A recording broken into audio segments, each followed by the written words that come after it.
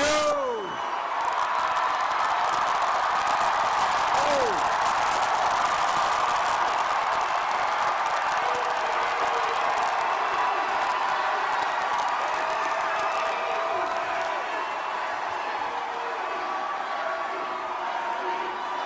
Thank you.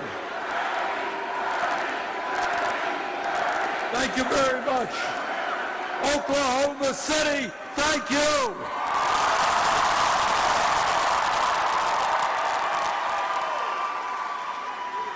This is a beautiful crowd, and this is a loud crowd. All right.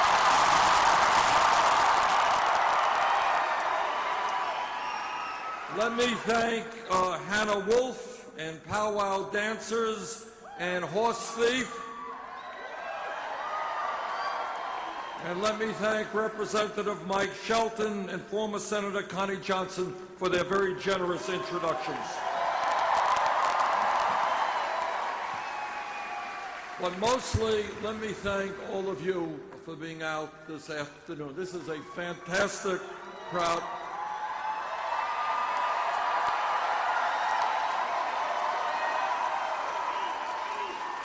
You know, we began this campaign about 10 months ago. When we began, we were 3% in the polls.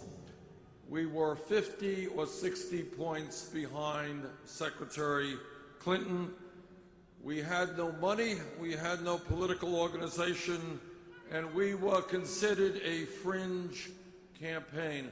A lot has changed in the last 9 months.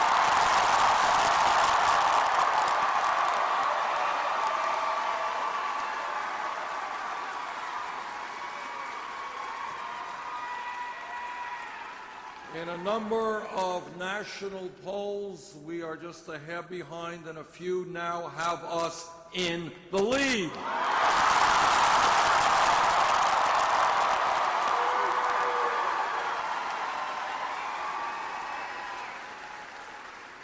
As all of you know, on Tuesday, Super Tuesday, over 800 delegates in 11 states are going to be selected. 77 of those, well, many of those delegates will be selected right here in Oklahoma.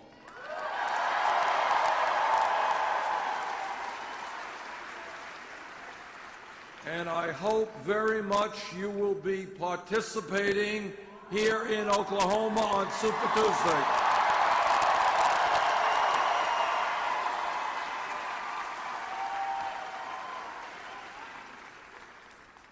Football, and I know you guys are enthusiastic about football, I know that. Football is a spectator sport unless you're out on the field. Democracy is not a spectator sport.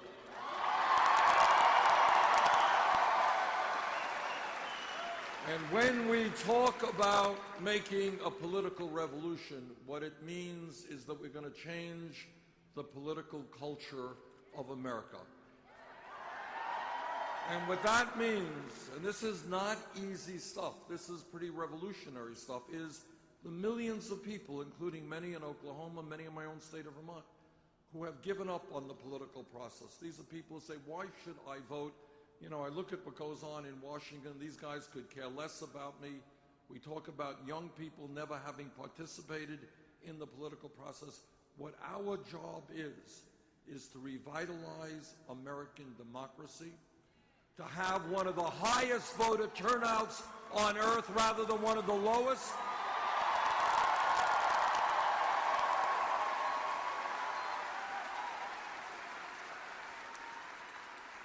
And to make people understand, I know that here in Oklahoma you got a whole lot of veterans, and we thank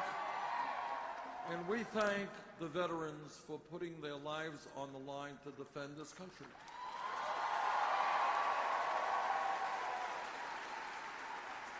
And when we talk about defending our country and our way of life, what we are talking about is defending American democracy. We do not defend American democracy as citizens if we do not vote.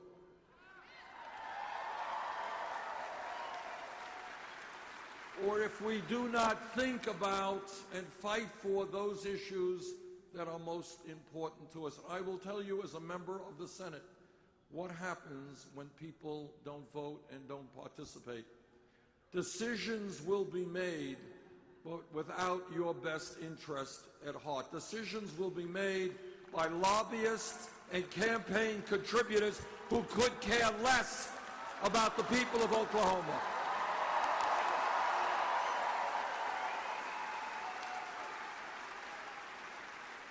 So what it all comes down to is not a very radical idea. What the political revolution means is that millions of people stand up and say loudly and clearly, enough is enough.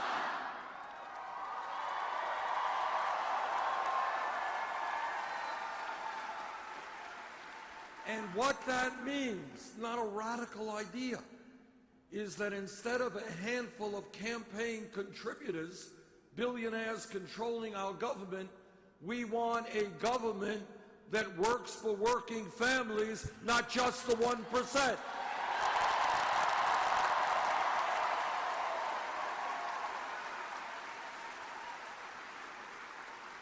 But that is not an easy fight, because Wall Street and corporate America and the wealthy campaign contributors, they have enormous power.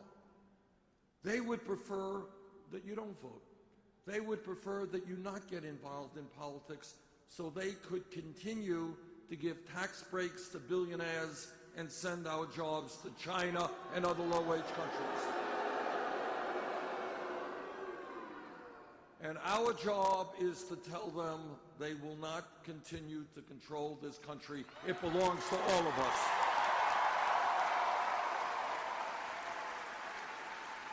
Now, the reason that our campaign has as much momentum as it does, and we're bringing out, huge turnouts like this here, and huge turnouts.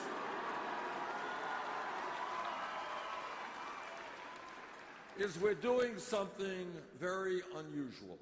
We are telling the truth.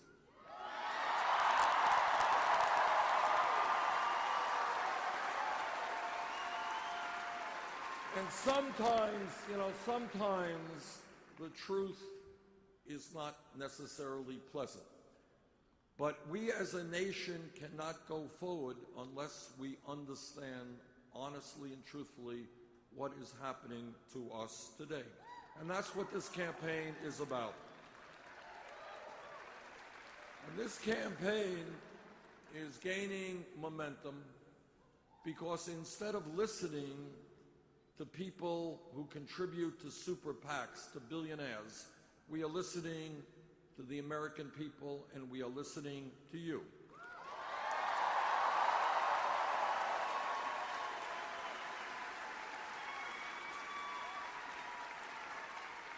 We are listening to working people who tell me they cannot make it on $9 or $10 an hour.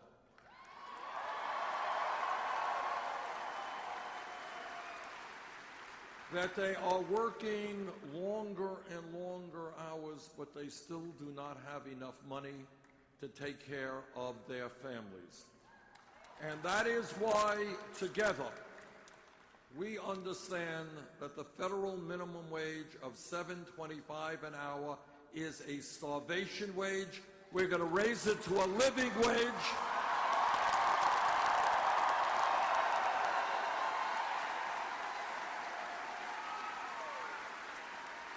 And to my mind, a living wage is $15 an hour over the next few years.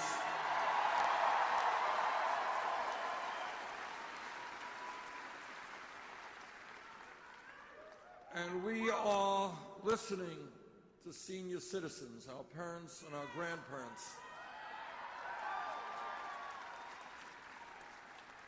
And what seniors are telling me is they cannot make it on $11,000 or $12,000 a year Social Security.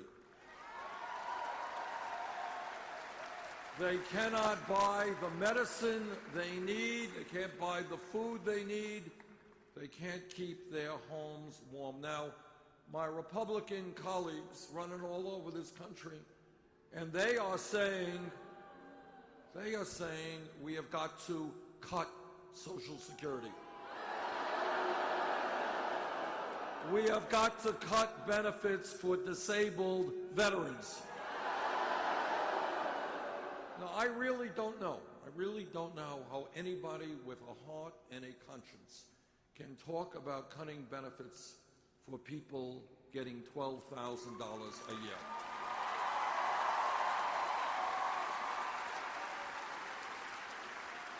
So I say to those Republicans, no, we are not going to cut Social Security. We are going to expand Social Security.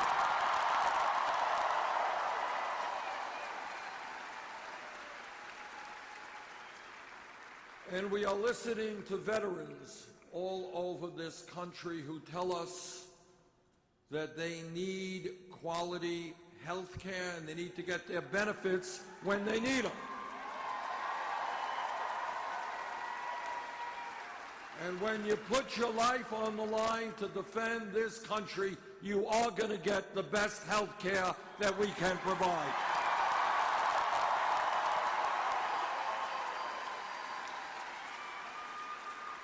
And this campaign is listening to young people.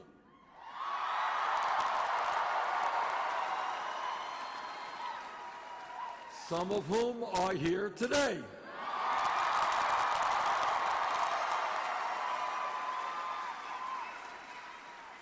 And what young people are saying is, how does it happen that we go to college and we end up $40,000, $60,000, $100,000 in debt?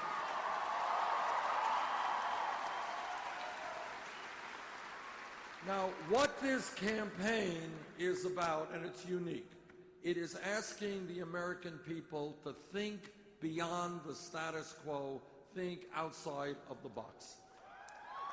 And on this issue, I just want you to think about it for a moment and see how crazy it is.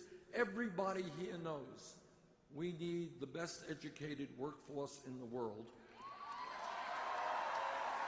Everybody here knows that education and learning is an inherent part of what being a human being is about.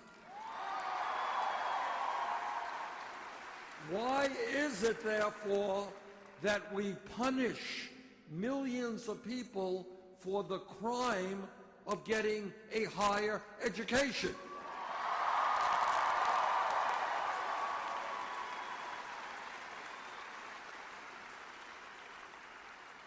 We should not be punishing people. We should be rewarding people, encouraging people to get a higher education.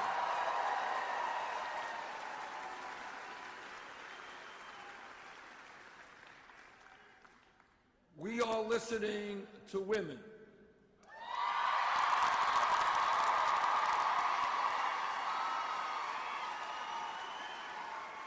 And we are listening to women who are telling us that why is it that when they go to work, they are making 79 cents on the dollar compared to a man doing the same job?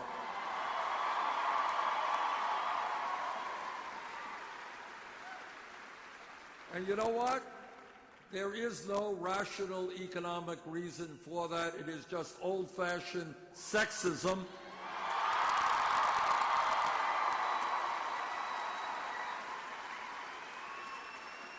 And together we're going to change that. And I know that every man in this arena this afternoon will stand with the women in the fight for pay equity.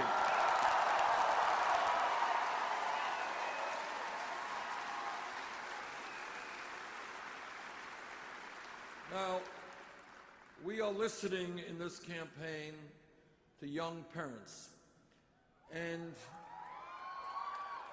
it's not easy being a young parent. I was once a young parent, I know that. And what are young parents telling us? They're saying, look, well, thank you, young parents. Love you too.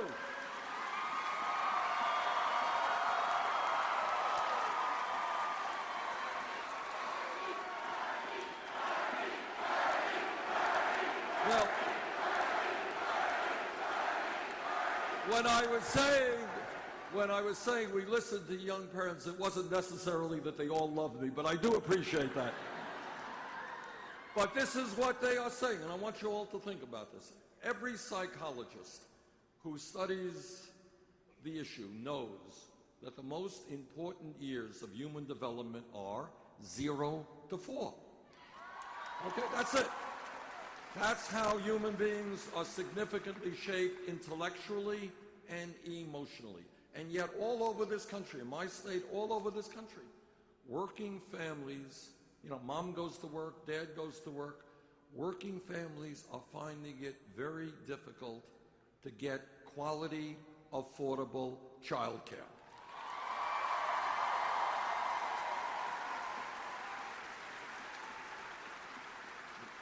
And while we don't talk about it enough, this is in fact a huge issue. Because I want all of the children in this country, regardless of the income of their parents, to get off to a good start in life, and they deserve quality child care.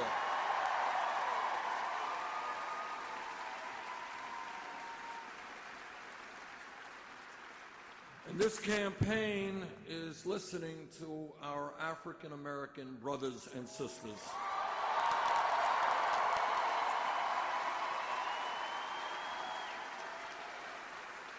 And they are tired, as we all are tired, of a broken criminal justice system.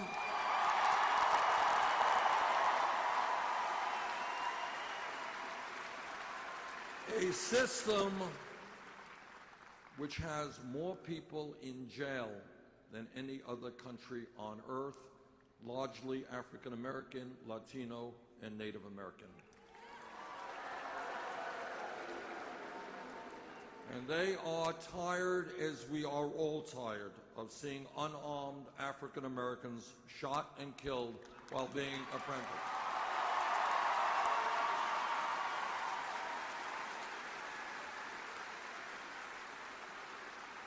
And we are listening to our Latino brothers and sisters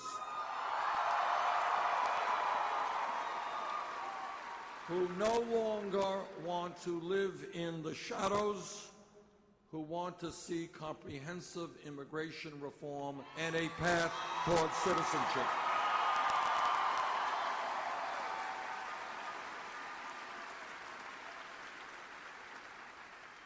And we are listening to our Native American brothers and sisters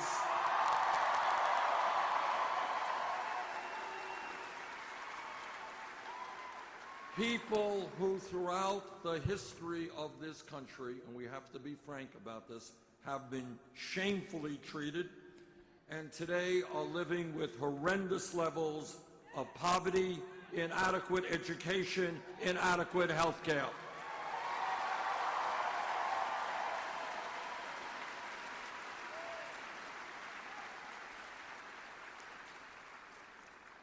This campaign is not just about electing a president. It is much more than that. And I'm the only candidate for president who will tell you another unpleasant truth.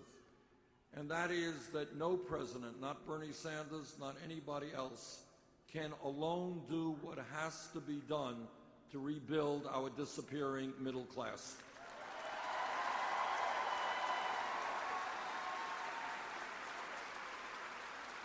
And this is why. The reason is, and it doesn't give me any pleasure to tell you, but it is the truth, that Wall Street has endless supplies of money and unbelievable economic and political power. Corporate America has enormous power.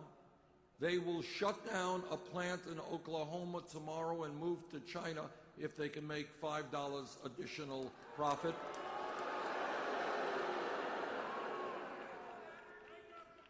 And the wealthy campaign contributors, you read in the papers every day, candidates running to their wealthy campaign contributors to hear what they want. Those guys have enormous power.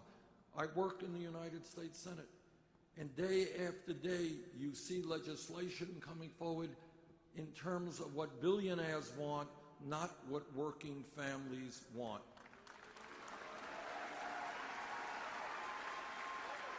So the only way we make changes is when millions of people stand up and fight back.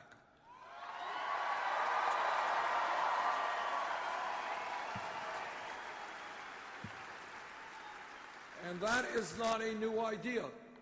That is the history of change in America. Change never occurs from the top on down. It's never some president or a Supreme Court justice who wakes up in the morning and says, you know, I have a great idea, I'm going to do this or that. That's not the way change takes place.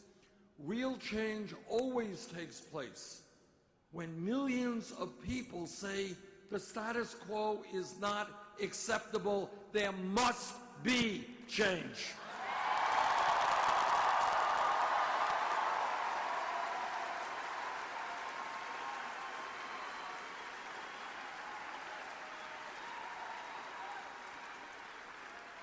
Corporations never said to workers, oh, you want to form a union? Go for it. Workers had to strike and struggle, sometimes get beaten up, sometimes get killed, to say, you know what, we're not animals. You got to treat us with human dignity. We want a union and collective bargaining.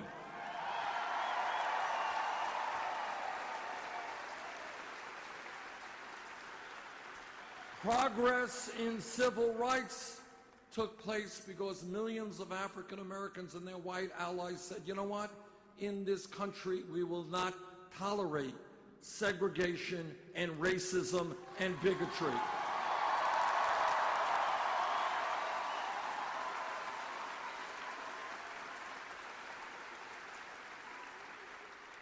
"100 years ago, not a long time from an historical perspective, 100 years ago, women in America did not have the right to vote. They couldn't go to certain schools. They couldn't undertake certain occupations. But women went on hunger strikes, demonstrated. Some of them died, fought with their male allies for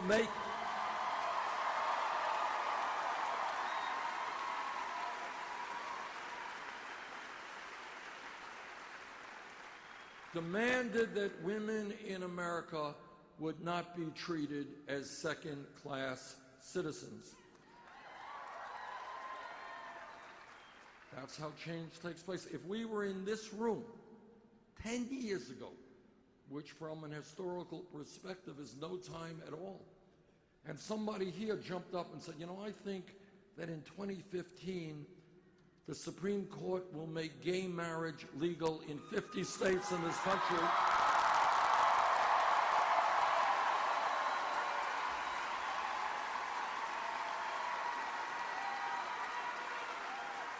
If anybody said that, the person next to him would have said, what are you smoking? Which opens up a whole other discussion.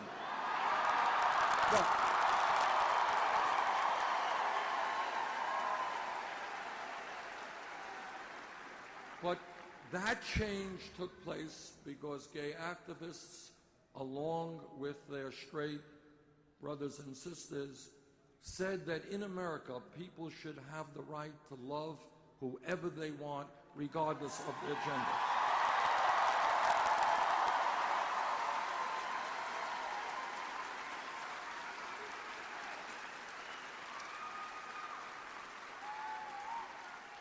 And let me give you a more contemporary example of how change takes place.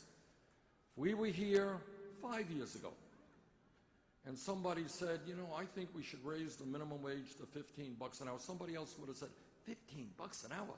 That's more than double the minimum wage today. You can't do that. But you know what happened?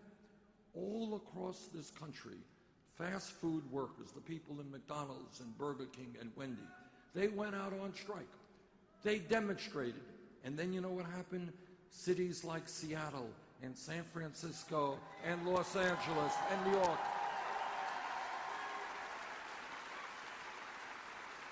And now all over this country, people are saying workers have a right to a $15 an hour minimum wage.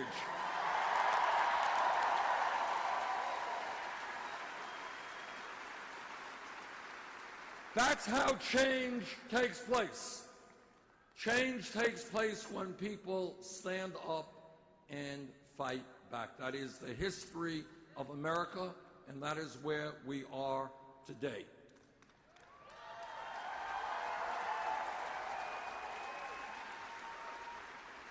Now, I want to take a minute to just talk about some of the differences that Secretary Clinton and I have on key issues. When I decided to run for office, I made a decision that I would not have a super PAC.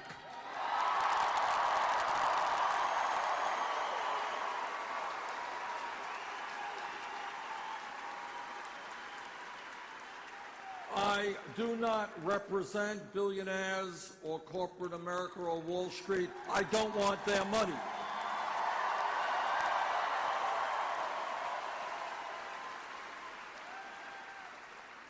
And the way we have raised our campaign funds is pretty simple. We've gone out to working families and we said, if you want to change America, we need your help. We know you don't have a lot of money. Pitch in what you can. And you know what happened? In the last 10 months, we have received over 4 million individual contributions.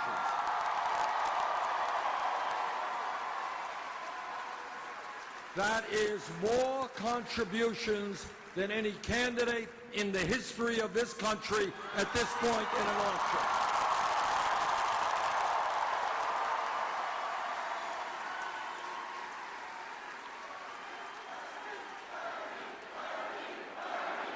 Thank you. And do you know what the average contribution is?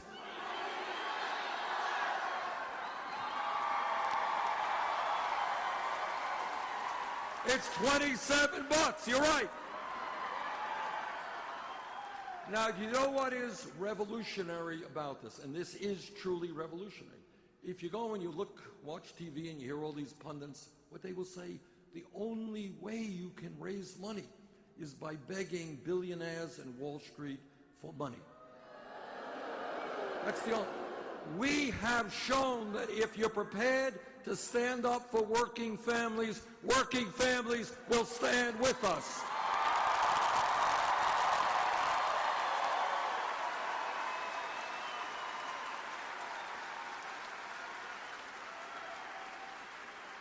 So to paraphrase Abraham Lincoln at Gettysburg, this is a campaign of the people, by the people, and for the people.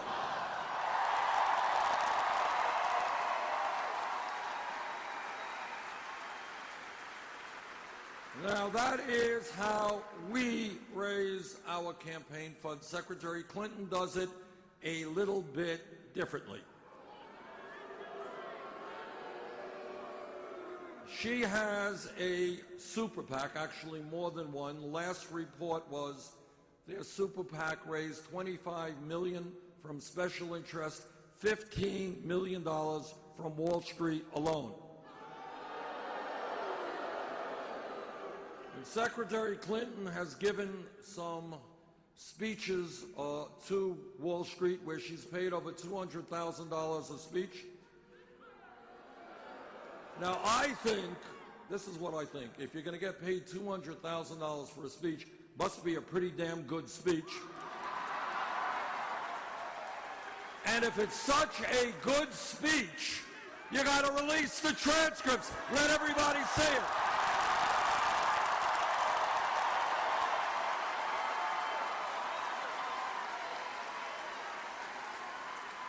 In fact, I can't wait to see it. It has to be an unbelievably great speech. Now, there's another issue that separates us. This is not a sexy issue, but it is a very important issue. The media doesn't cover this issue at all, but you know how important it is.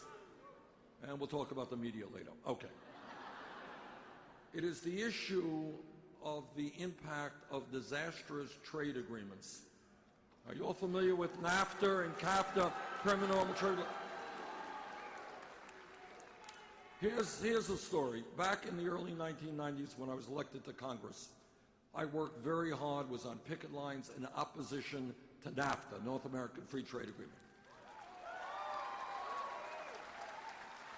Because I knew what these trade agreements were about. You all know what they're about. The corporations write them, and they're saying, why do I have to pay a worker in Oklahoma 15, 20, 25 bucks an hour? I can go to China, I can go to Mexico, pay people very low wages, and I bring my product back into this country. That's about it. That's the whole theory.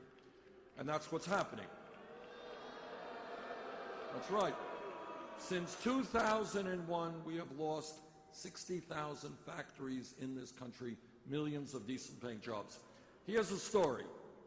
Early 1990s, I went to the Maquiladora area in Mexico. It's a special zone where the Mexican government provides tax breaks for corporations who settle in that area. And I looked at the area, drove around, and you had all of these incredibly new state-of-the-art factories. Many of them, of course, previously existing in the United States of America. And then I went to meet some of the workers in those factories. I wish that I could tell you that I went to their homes to talk to them. I can't tell you that because they didn't have homes. They were literally living in cardboard shacks, making 25 cents an hour back then. So what has happened over the last many years is we have lost millions of decent-paying jobs. Workers who lost those jobs often get other jobs at half the wages. So our message to corporate America is, if you want us to purchase your products, you damn well better start manufacturing those products here in America.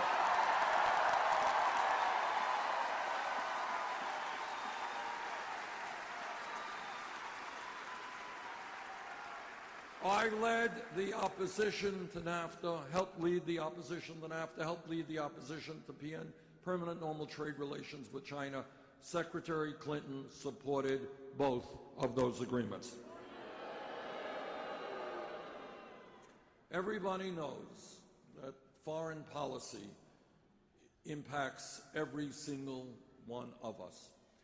The most important foreign policy decision made in the modern history of this country, the last 30 years, has been the war in Iraq. When you are in Congress, you listen very carefully to what people are saying, because you know that the vote you cast, the decision you make, could well result in some young men and women in your state not coming home alive. I listened very carefully to what President Bush and Vice President Cheney.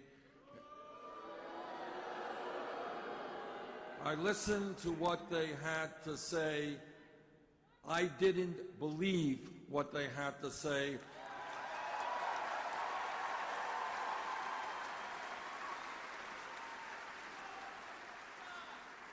I voted against the war in Iraq. And if you go to my website, BernieSanders.com, what you will find, read the speech that I gave before the war in terms of what I feared would happen in terms of destabilization and chaos in their area, much of which, in fact, did happen. Now, when we talk about why there is so much angst in America, why people are frustrated, disillusioned, it has to do with the fact that they are looking out around them and they're saying, how does it happen that in this great country, the middle class of America continues to disappear and almost all new income and wealth is going to the top 1%? And what the American people are saying, how does it happen that in America today, the top 1%, no, I beg your pardon, the top 1/10 of 1% now owns almost as much wealth as the bottom 90%. How does it happen that the 20 wealthiest people now own more wealth than the bottom 150 million Americans? This is not an economy that is moral, that is sustainable, or is American.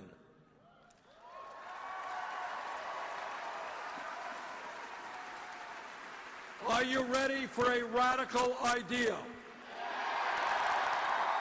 All right, together we are going to create an economy that works for working families and the middle class, not just the people on top.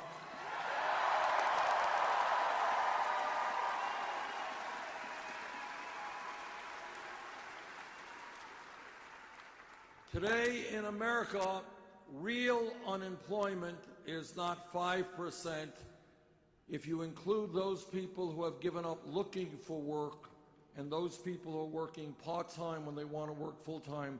Real unemployment is close to 10%. And in various communities, the Native American community, the numbers are much, much higher than that. When you look at youth unemployment, you are looking for kids who graduated high school today. If those kids are white, between 17 and 20, 33% real unemployment. Latino, 36%. African American, 51%.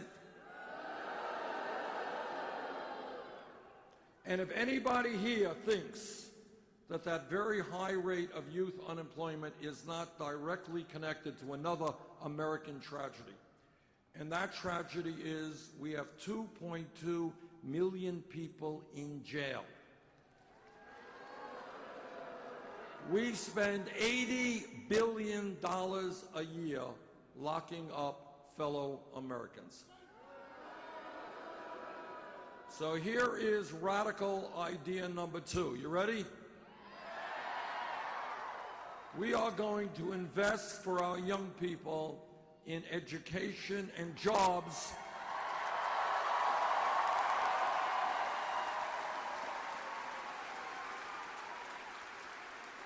Not more jails or more incarceration.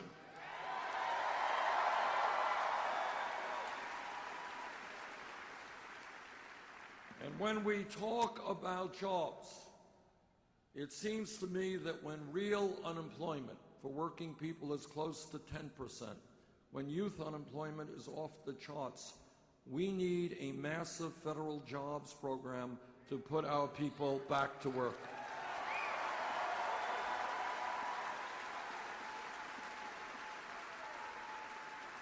We should be hiring teachers, not firing teachers.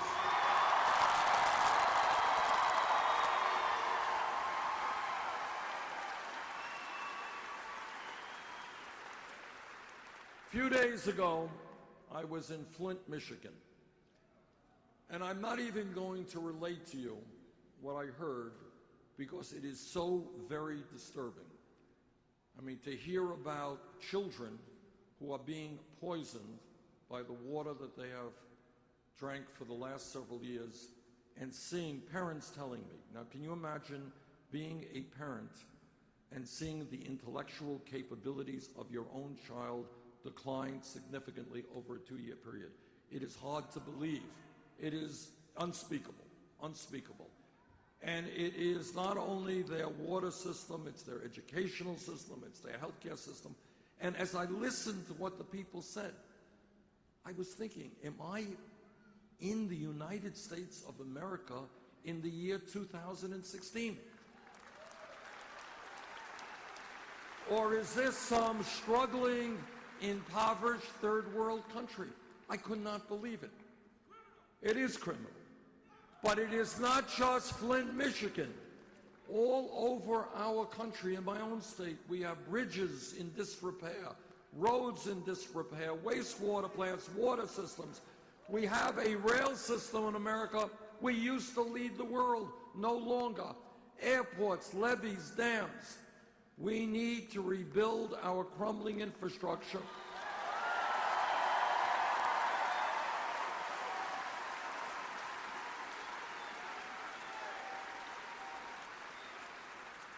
And when we do that, with $1 trillion investment, we can create 13 million decent paying jobs.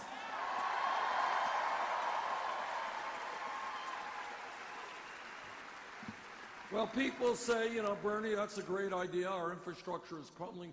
How are you going to pay for it? I will tell you how we pay for it. Right now, you have a crooked tax system in America. You have major multi-billion-dollar corporations making billions of dollars in a given year in profit. And you know what they do with their profits? They put their money into the Cayman Islands, Bermuda, and other tax havens. And in a given year, they don't pay a nickel in taxes, not a nickel.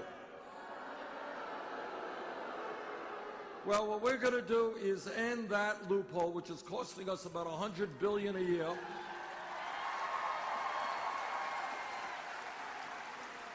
And we're going to invest that money in rebuilding our roads and bridges and water systems and creating 13 million jobs over 5 years.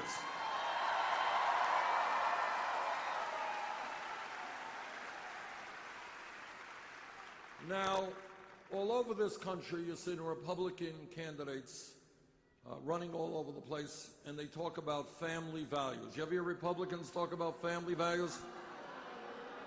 They just love families. But I want you all to know what they mean by family values, so there's no mistaking what they mean, because this is serious stuff. What they mean is that no woman here today, no woman in Oklahoma, no woman in America should have the right to control her own body. I disagree.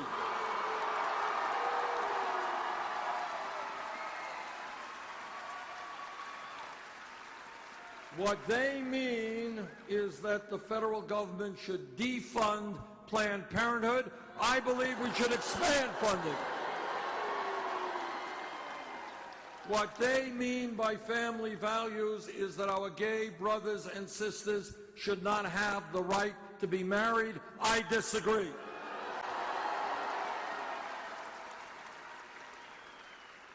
But when I talk about family values, and Jane and I have been married for 27 years, we got 4 kids.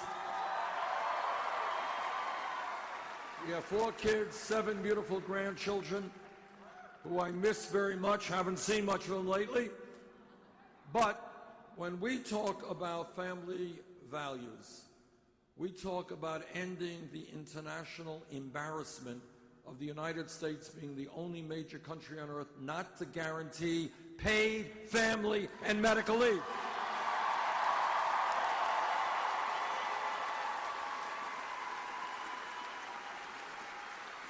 Now, when we talk about a warped sense of national priorities, how does it happen that every other major country, and almost all the countries, poor countries, understand that if a woman has a baby, she has the right to stay home with that baby for a period of time?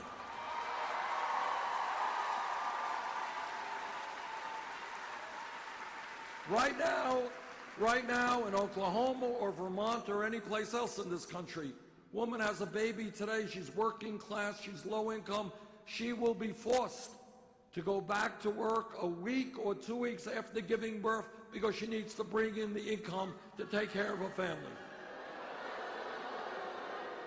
That is not a family value. That's the opposite of a family value.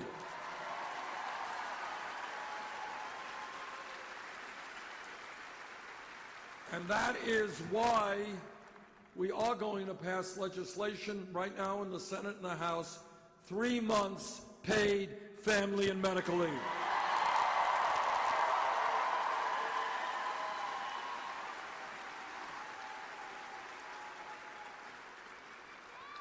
As I go around this country, I talk about a corrupt campaign finance system. I talk about a rigged economy, and we talk about a broken criminal justice system. I want to tell you very briefly a story which encompasses all of those elements. A few weeks ago, Goldman Sachs, one of the large financial institutions in this country,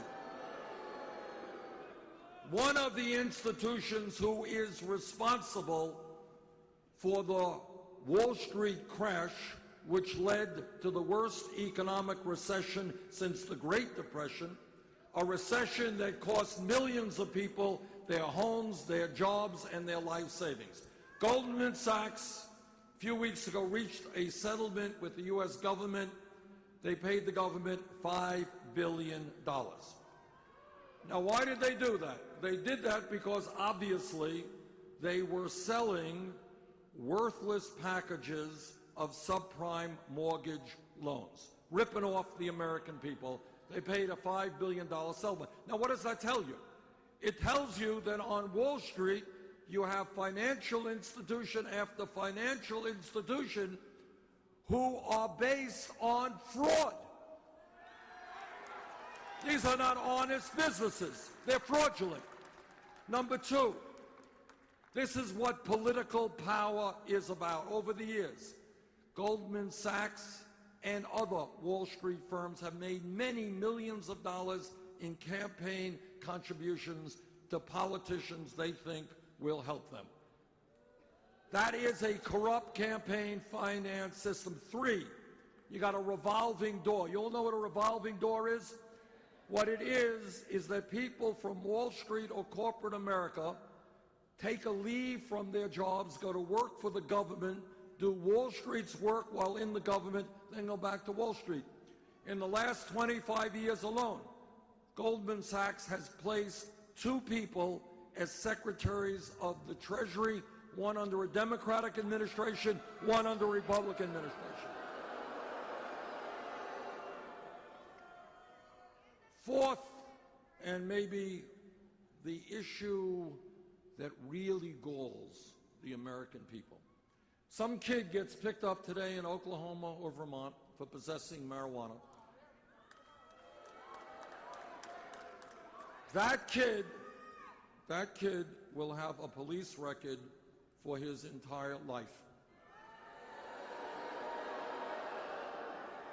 And that is not a joke, because if you have a police record and you go out, you're looking for a job, and your employer says, well, we're interested in you, tell me about yourself, do you have a police record? The kid says, well, yeah, I was arrested for possessing marijuana. What that employer may say is, well, thanks, I'm going to be asking somebody else for that job. This is serious business. Over the last 30 years, millions of Americans have acquired police records for possession of marijuana. But if you possess marijuana and you're caught, you got a police record. But if you are a Wall Street executive whose illegal behavior destroyed the lives of millions of people, you don't get a police record.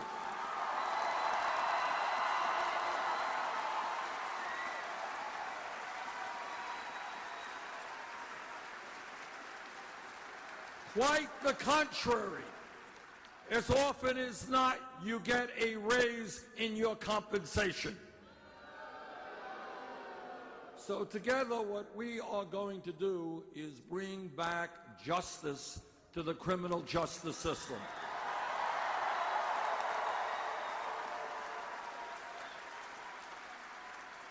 And what justice under the law is supposed to be about is whether you're poor, you're middle class, or you're rich, you break the law, you pay for what you have done.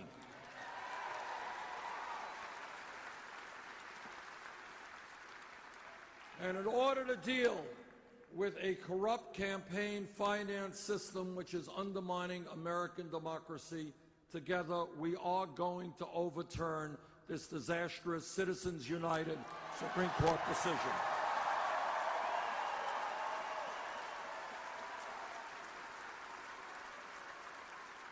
Right now, you have the Koch brothers and a handful of billionaires spending more money on this campaign than are either the Democratic or Republican parties. When you have a handful of billionaires buying elections, that is not called democracy. That is called oligarchy.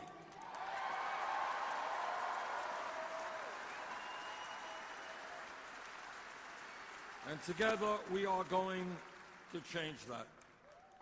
And when we talk about what goes on in America, every person here knows that we need the best educated workforce in the world. And what seems to me to be pretty crazy, is we got hundreds of thousands of bright, qualified young people who are unable to go to college. And you know why? Because their families lack the money. Now, I believe that in 2016, when we talk about public education, it is not good enough to be talking about first grade through 12th grade.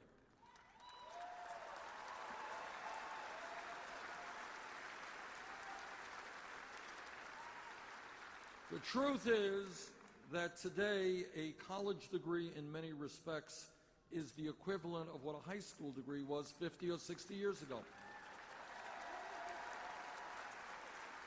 50 or 60 years ago, you had a high school degree. That was a lot of education at that point. You went out and you got a pretty good job. That is not the case by and large today. That is why I believe that today we should be making public colleges and universities tuition free.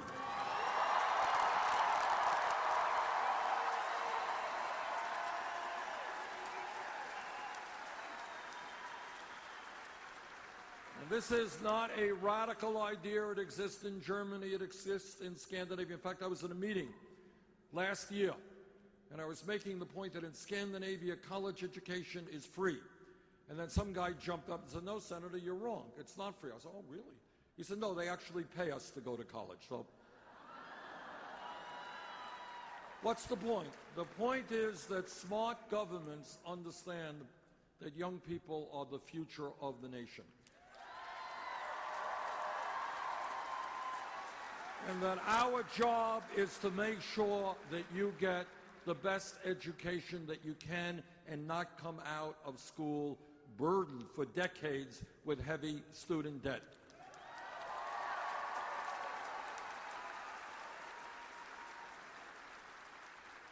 Now, I am asked, this is a radical idea. You want to do public colleges and universities tuition free. You want to substantially reduce student debt. How are you going to pay for it? Well, I'll tell you how we're going to pay for it. We're going to impose a tax on Wall Street speculation.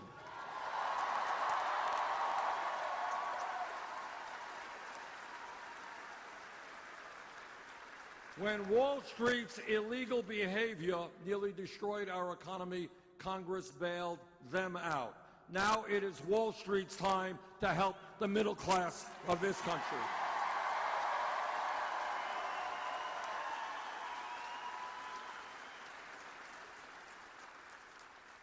Now let me touch on an issue that I know puts me at odds with the leadership in your political leadership in your own state. But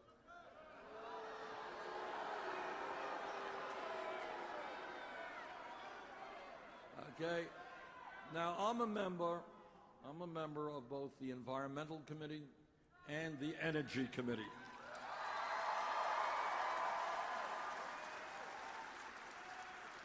And I have talked to scientists all over our country and, in fact, all over the world.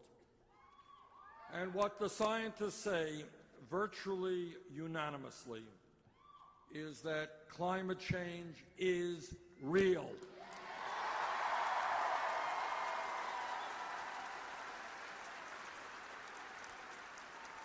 Now, I know that some of your U.S. senators disagree with that.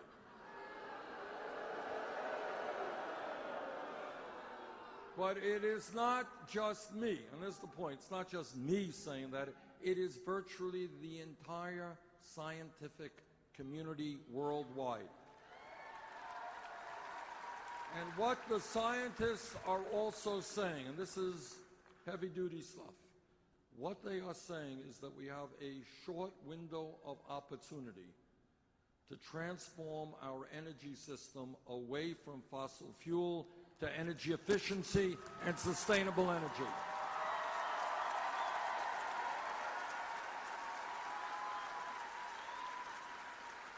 And this is what they say will happen if we do not do that. They say that by the end of this century, not a long time from now, this planet will be between 5 to 10 degrees Fahrenheit warmer, meaning more droughts, more floods, more extreme weather disturbances, more acidification of the ocean, more rising sea levels, more international conflict as people fight for limited natural resources. We have a moral obligation to leave this planet in a way that is healthy and habitable to our kids.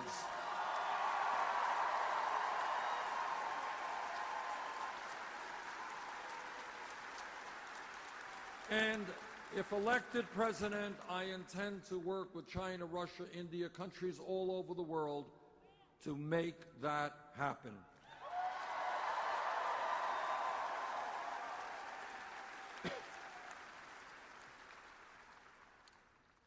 Now, I get criticized quite often for everything. That's fine. That's what happens when you run for president.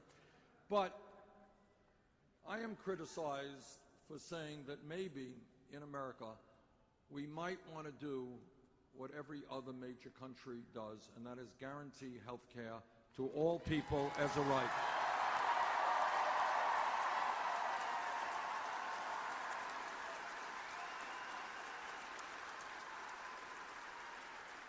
Now, I believe that the Affordable Care Act has done some very important things. It has ended this obscenity called pre-existing conditions. It has provided health insurance to some 17+ million Americans, and it has ended discrimination against women who are paying higher premiums because they were women.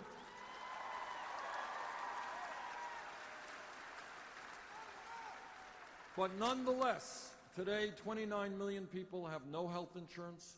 Many of you are underinsured with high deductibles and high copayments. Yes?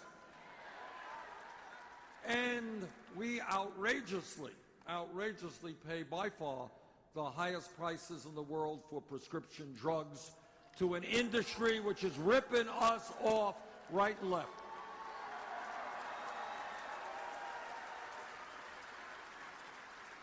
Drug companies could double the price of the medicine you're using today, and they can get away with it, and they are getting away with it.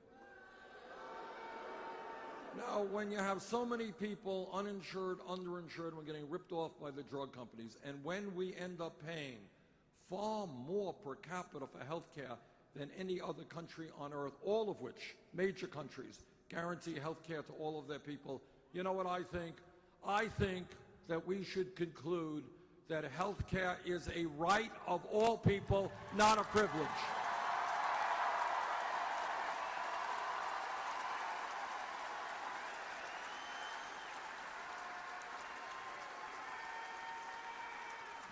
And that is why I believe we must move to a Medicare for all health care program.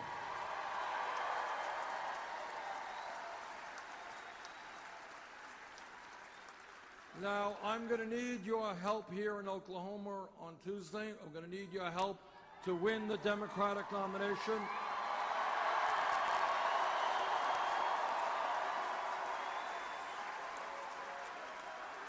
And I'm going to need your help to win the general election.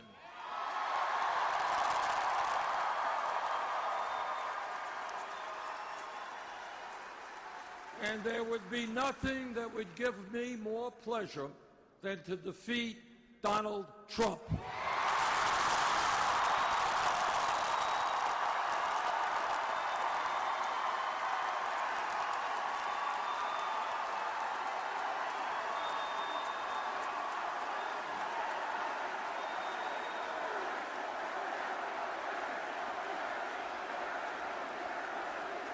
And let me tell you why I believe that we will beat Donald Trump. For a start, most of the polls, most of the national polls and the state polls show us pretty far ahead of him. That's point number one.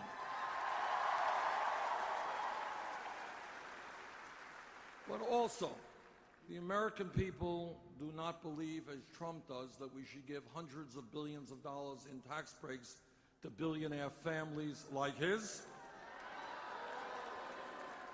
The American people do not agree with Trump that $7.25 is enough for a minimum wage. The American people do not agree with Trump that wages in America are too high. We think they're too low.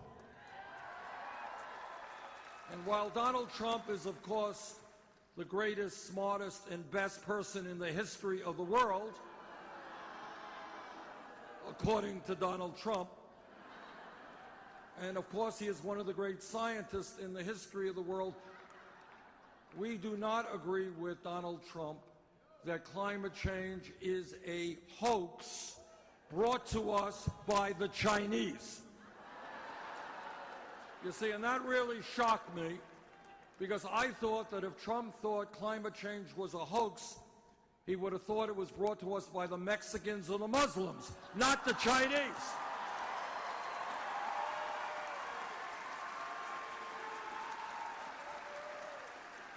We will defeat Mr. Trump because the American people do not want a president who insults Mexicans,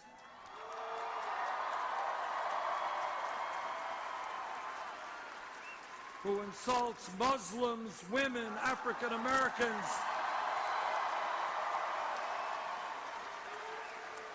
who insults veterans, and basically anybody who does not look or be like him. Now, I know some of his supporters say we like Mr. Trump because he tells it like it is. Bigotry is not telling it like it is.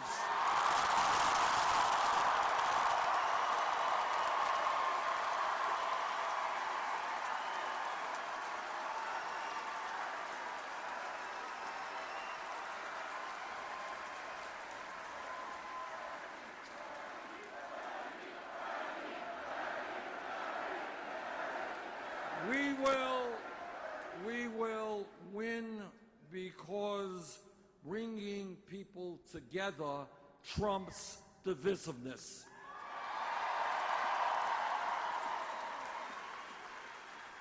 We will win because community trumps selfishness.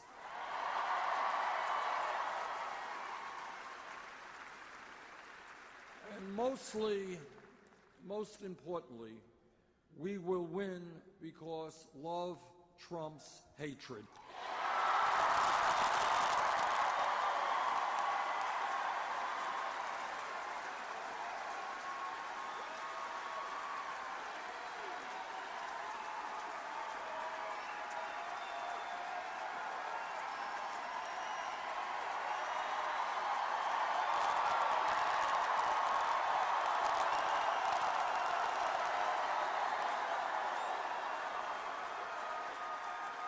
On Tuesday, Oklahoma can play a very important role in moving this country forward toward a political revolution. Let's do it. Thank you all very much.